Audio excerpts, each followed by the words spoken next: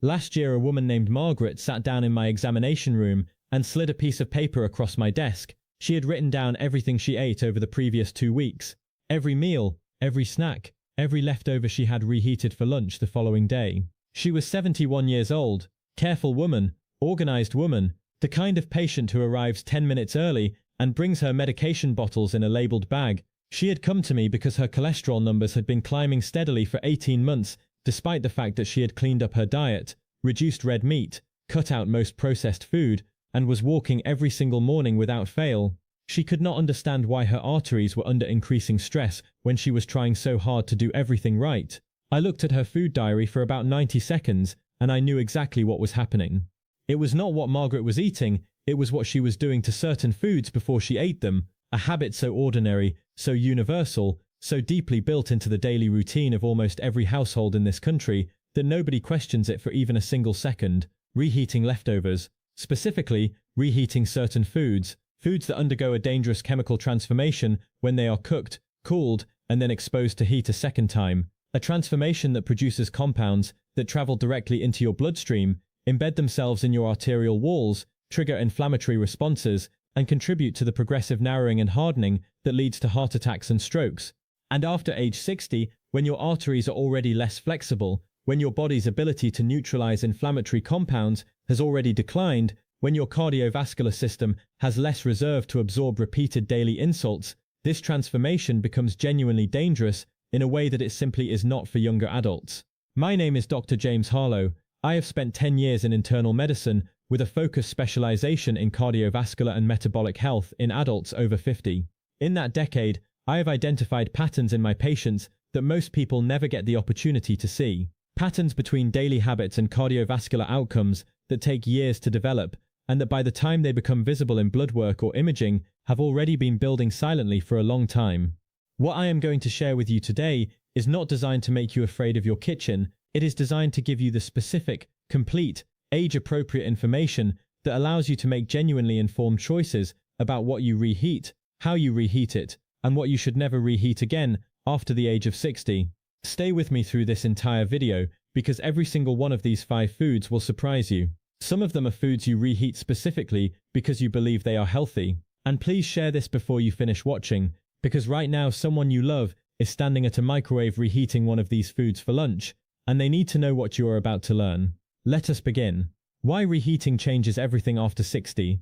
Before I give you the 5 foods, I want to make sure you understand the mechanism, because this is not about bacteria. This is not about food safety in the traditional sense. This is about chemistry, specifically about what heat does to the molecular structure of certain foods, the second time it is applied, and what those change molecules do inside your body when you eat them. When certain foods are cooked for the first time, heated, and then allowed to cool over several hours, their chemical composition changes. Proteins denature and reform differently. Fats oxidize, starches restructure into forms that behave completely differently in the body.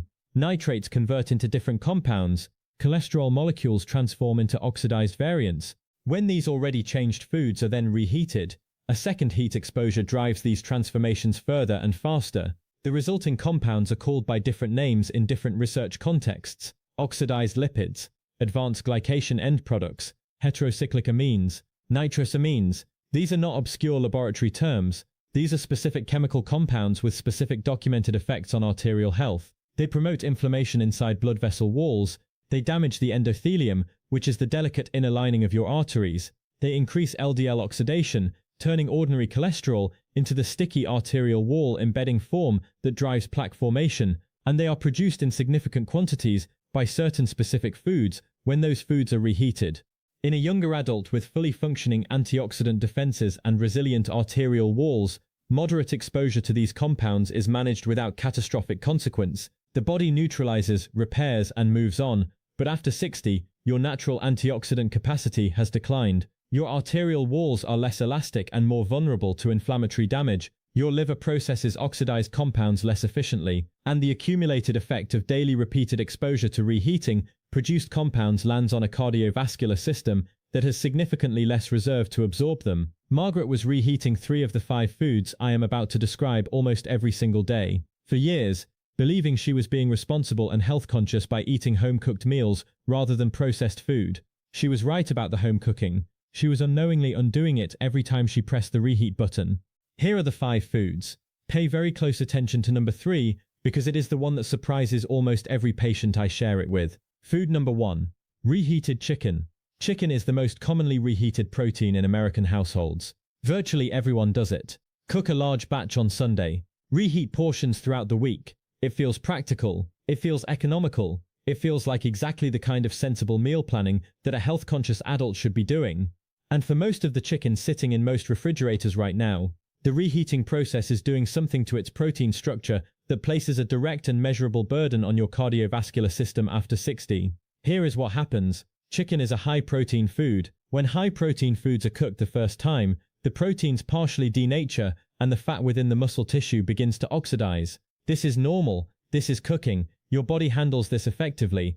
But when cooked chicken sits in your refrigerator for hours or overnight and is then exposed to heat a second time, the already denatured proteins reform into structures that are significantly harder for your digestive system to process efficiently. More critically, the fats within the chicken, including the small amounts present even in lean breast meat, undergo a second round of oxidation that produces compounds called lipid peroxides. Lipid peroxides are directly toxic to the endothelial lining of your blood vessels. Research published in the Journal of Nutritional Biochemistry has shown that oxidized lipids from reheated animal proteins increase markers of arterial inflammation within hours of consumption. In adults with already compromised arterial flexibility, this inflammatory response is amplified and slower to resolve.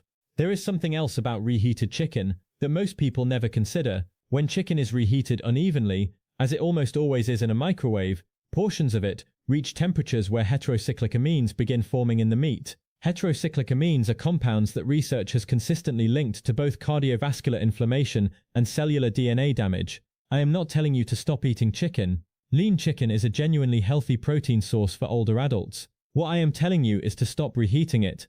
Cook what you will eat. Eat it fresh. If you have leftover chicken, eat it cold in a salad rather than reheating it. Cold chicken does not undergo the second round of lipid oxidation that reheated chicken does. This one change protects your arteries without changing what you eat, only how you eat it. Food number 2. Reheated rice. This one surprises people because rice seems so innocent, so simple, so harmless. It is a staple in millions of households and has been eaten safely by billions of people across centuries. But reheated rice carries 2 separate dangers for adults over 60, and one of them goes directly to your cardiovascular system in a way that almost nobody is talking about. The first danger is the one you may have heard mentioned before. Unrefrigerated cooked rice can develop a bacteria called Bacillus cereus that produces heat-resistant toxins. Reheating does not destroy these toxins once they have formed. This is a genuine food safety concern, but it is not what I want to focus on today because careful refrigeration within 2 hours of cooking manages this risk effectively for most people. The second danger is the one that directly affects your arteries, and it is almost completely unknown outside of research circles. When rice is cooked and then cooled, its starch structure changes into what researchers call resistant starch. This is actually beneficial. Resistant starch feeds healthy gut bacteria and has a lower glycemic impact than freshly cooked rice. But when resistant starch rice is reheated, particularly in a microwave at high temperatures, the starch structure changes again into a form that your body processes as a very rapidly digesting simple carbohydrate. Blood sugar rises sharply and quickly. In response, insulin spikes dramatically. In adults over 60, repeated insulin spikes from rapidly digesting carbohydrates drive a process called glycation. Glycation is when excess blood glucose binds to proteins throughout the body, including the proteins that make up the walls of your blood vessels and arteries. This binding forms compounds called advanced glycation end products, appropriately abbreviated as AGs. These AGs stiffen arterial walls, reduce their flexibility, promote plaque formation, and are one of the primary drivers of the arterial hardening that makes heart attacks and strokes more likely in older adults. Every time you reheat rice and eat it, you are potentially driving a glycation event in your arterial walls that contributes to their progressive stiffening. Day after day, lunch after lunch, Margaret reheated rice 3 to 4 times per week. Had been doing so for years. Her arterial stiffness markers told a story that her careful diet alone could not explain. Reheated rice was a significant part of that story. If you want to eat leftover rice safely after 60, eat it cold. Cold resistant starch rice has a significantly lower glycemic impact. Add olive oil and fresh vegetables to it, and eat it as a cold grain salad. your arteries will respond very differently than they do to the same rice reheated in a microwave. Food number 3. Reheated eggs. I told you this one would surprise you, because eggs have undergone a remarkable rehabilitation in the nutritional world over the past decade. After years of being blamed for cardiovascular disease, they are now widely celebrated as a nutrient-dense health food even for older adults. And there is genuine research supporting the benefits of fresh eggs for most people. The key word in that sentence is fresh. Eggs are extraordinarily sensitive to heat exposure, more sensitive than almost any other commonly eaten food, and what happens to the cholesterol and fat compounds in an egg when it is reheated is something that every adult over 60 who eats leftover scrambled eggs or reheated omelets needs to understand. Clearly, fresh eggs contain cholesterol, but fresh egg cholesterol in a healthy individual is processed by the body with reasonable efficiency. The cholesterol in a fresh egg is in its native unoxidized form. Your body has mechanisms for handling native cholesterol that have been functioning your entire life. When a cooked egg is reheated, the cholesterol molecules within it undergo oxidation. They transform into compounds called oxysterols, and oxysterols are a completely different physiological problem from native cholesterol. Oxysterols bypass the normal cholesterol processing mechanisms in your body. They are taken up by arterial walls with significantly greater ease than native cholesterol. They trigger intense local inflammatory responses inside arterial tissue, and they accelerate the formation of foam cells, which are the fat-laden immune cells that form the core of arterial plaques. A study published in the journal Food Chemistry measured oxysterol formation in eggs at various stages of cooking and reheating. The results were striking.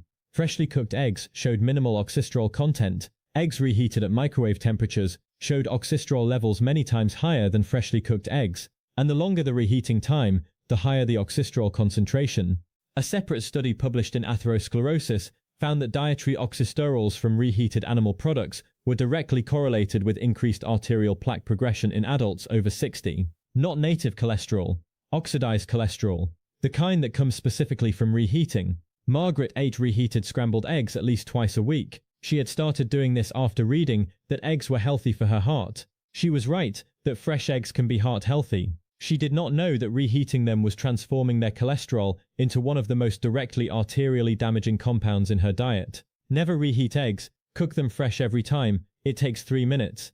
Those 3 minutes are protecting your arterial walls from a daily oxysterol exposure that accumulates in ways that become clearly visible in cardiovascular imaging over years. If you have leftover hard-boiled eggs, eat them cold. The cholesterol in a cold hard-boiled egg has not been subjected to a second heat oxidation event. Eat them cold with a little mustard or olive oil, and your arteries will thank you. Food number 4. Reheated spinach and other leafy greens. If you have been watching this channel, you already know from my previous videos that I have a detailed and serious perspective on spinach and older adults. But today I want to focus specifically on what reheating does to cooked leafy greens and why it creates a specific cardiovascular danger that is completely separate from the raw spinach oxalate. Discussion. Spinach, kale, Swiss chard, and other leafy greens are high in naturally occurring nitrates. This is generally celebrated as a health benefit. Dietary nitrates are converted by the body into nitric oxide, which supports blood vessel relaxation and healthy circulation. This is a genuine and well-documented benefit of fresh and freshly cooked leafy greens. But here is what happens when cooked nitrate-rich vegetables are reheated. During the cooling process between the first cooking and the reheating, bacteria that are naturally present in cooked vegetables begin converting nitrates into nitrites at an accelerated rate. When the vegetables are then reheated, particularly in a microwave which heats unevenly and allows certain portions to spend extended time in the temperature range most favorable to this conversion, nitrite levels increase significantly. Nitrites themselves are not the end danger. The danger comes from what nitrites become inside your body.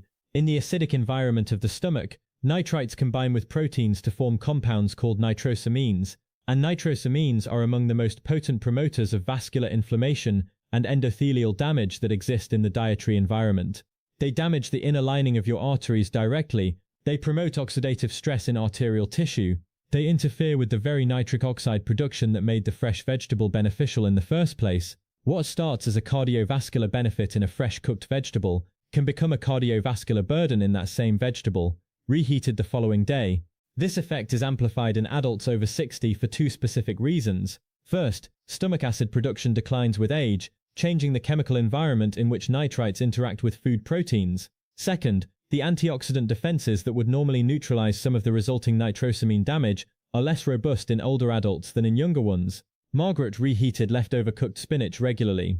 She cooked a large batch on weekends and reheated portions throughout the week because she had read repeatedly that cooked spinach was one of the most heart-healthy choices she could make. She was right about freshly cooked spinach. She was not right about reheated spinach. The solution is straightforward. Cook leafy greens in small fresh batches as close to eating time as possible. If you have leftover cooked greens, eat them cold the following day rather than reheating them. Toss them into a salad with fresh vegetables and a light olive oil dressing. Cold leftover greens carry a fraction of the nitrosamine risk of reheated ones because they have not undergone the second heat exposure that drives the final conversion. And never store cooked greens for more than 24 hours before eating them, even cold. The bacterial nitrate to nitrite conversion continues during refrigerator storage even at cold temperatures. Food number 5. Reheated potatoes. This is perhaps the most universal leftover food in the world. Roasted potatoes, baked potatoes, mashed potatoes. Potato dishes of every variety are cooked in large batches and reheated in kitchens everywhere, every single day. It is one of the most deeply embedded habits in home cooking. And for adults over 60, reheated potatoes present a specific arterial danger that is almost completely unknown outside of nutritional biochemistry research circles. Let me explain exactly what happens. When potatoes are cooked at high temperatures, a chemical reaction occurs between the natural sugars and an amino acid called asparagine that is present in high concentrations in potatoes. This reaction is called the Maillard reaction, and it produces a compound called acrylamide. Acrylamide forms primarily in the browned, crisped portions of potatoes. The more browning, the more acrylamide. This initial formation during the first cooking is concerning enough, and is why deeply browned or charred potato surfaces should always be avoided. But here is what happens when potatoes are reheated. The second exposure to high heat drives acrylamide formation further and significantly faster than the first cooking did. Potatoes that were only lightly browned in their first cooking develop substantially higher acrylamide concentrations in their reheated portions, particularly in any areas that become browned or crisped during the reheating process. And acrylamide is not a minor concern. Research published in the European Journal of Nutrition has established clear links between dietary acrylamide exposure and increased markers of arterial inflammation, endothelial dysfunction, and oxidative stress in blood vessel walls. A large prospective study published in the American Journal of Clinical Nutrition found that adults with higher dietary acrylamide exposure show meaningfully elevated risk of cardiovascular events compared to those with lower exposure. The mechanism is direct. Acrylamide promotes glycation of arterial wall proteins, the same process driven by reheated rice. It increases inflammatory cytokines that damage endothelial tissue, and it promotes LDL oxidation, increasing the arterial wall embedding tendency of LDL cholesterol particles. In adults over 60, whose arteries are already experiencing age-related stiffening, whose antioxidant capacity is already reduced, and whose liver is already less efficient at processing toxic compounds, repeated daily acrylamide exposure from reheated potatoes adds a significant and measurable burden. Margaret reheated roasted potatoes at least 4 times per week. They were a staple left over in her kitchen. Healthy home cooking, she believed. And the potatoes themselves were not the problem. Freshly cooked potatoes, with appropriate preparation, are a reasonable starchy carbohydrate for older adults. The reheating was the problem. The second browning. The second acrylamide formation on top of already compromised arterial walls. If you love potatoes and you cook them in batches, eat the leftovers cold. Cold potato salad with olive oil and herbs contains resistant starch that is actually beneficial for blood sugar management and does not involve the second heat, acrylamide formation, that makes reheated potatoes arterially damaging. Or cook smaller fresh portions more frequently. The extra 15 minutes of cooking time is genuinely worth the cardiovascular protection it provides. What Margaret did next. I want to finish Margaret's story because she deserves a proper ending, and because her experience illustrates something important. When I explained to her what I had identified in her food diary, she went quiet for a long moment. Then she said something I have thought about many times since. She said, "I have been so careful. I thought I was doing everything right." She was careful. She was doing most things right. But nobody had ever told her that the reheating habits she had built up over decades were quietly and consistently delivering inflammatory, oxidizing, arterially damaging compounds into her bloodstream every single day. Nobody had ever told her because these habits are so universal that they have simply never been questioned. We made specific changes together. She stopped reheating chicken and started eating it cold in salads. She stopped reheating eggs and started cooking them fresh every morning. She started cooking rice and greens in smaller fresh portions rather than large weekly batches. She stopped reheating roasted potatoes and switched to cold potato salad. 4 months later, her inflammatory markers had dropped meaningfully. Her cholesterol profile had improved. Her arterial stiffness measurements at her 6-month cardiovascular assessment showed stabilization for the first time in 2 years. Same woman, same overall diet, different outcomes. From 5 specific reheating habit changes that cost her nothing and required no medication, your action plan starting today. Let me give you the clear and simple rules to carry forward from this video. Never reheat chicken, eat it cold, or cook it fresh. Never reheat eggs under any circumstances. Cook them fresh every single time. Never reheat cooked leafy greens. Eat them cold the following day, or cook a fresh small portion. Never reheat rice in a microwave at high heat. Eat it cold as a grain salad, or avoid reheating entirely. Never reheat potatoes to the point of browning. Eat cold potato leftovers, or cook fresh smaller portions. And here are the general principles that apply across all reheating decisions after age 60. When you must reheat anything, reheat gently. Low temperature, slow heat. Avoid browning or crisping reheated foods under any circumstances. That is where the most dangerous compounds form. Never reheat any food more than once. Never store cooked foods for more than 24 to 48 hours before eating them. And when in doubt, fresh is always safer than reheated for your arteries after 60.